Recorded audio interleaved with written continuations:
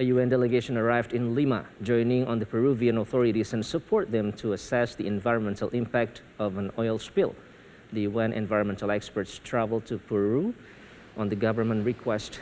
Initial investigations determined that a Repsol tanker initially dropped a cargo of 6,000 barrels of crude, with a second spill of 8 barrels in the following days. A Peruvian court ruled that Repsol representatives won't be allowed to leave the country while the investigations are on course. The spill on January 15 had been credited to unusual high waves produced by the eruption of an underwater volcano near Tonga. The surging waves caused the tanker to drop its cargo while offloading.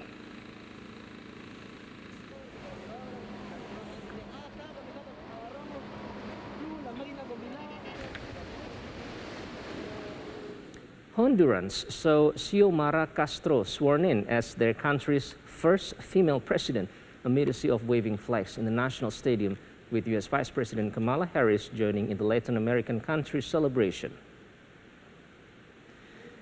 In her inauguration speech, Castro made reference to the dispute over who would lead the newly elected Congress, which has been engulfed by a dispute over the leadership.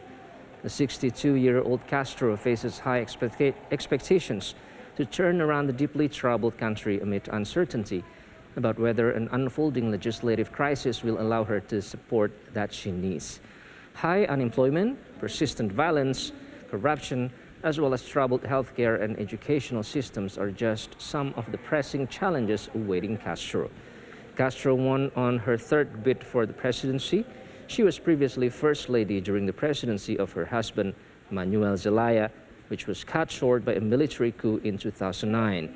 Many voters this time said they were motivated above all by the possibility of removing Juan Orlando Hernandez's National Party from power. Hernandez was first elected in 2013, and a friendly Supreme Court allowed him to overcome a constitutional ban on re-election and run again in 2017 in an election plagued by irregularities.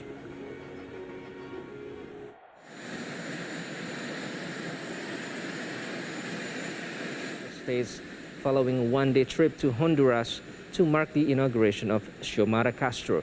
Harris, who was given the task of addressing the challenge of Central American migration, met with Castro shortly after the inauguration ceremony. The two discussed the root causes of migration, combating corruption, and expanding economic opportunity.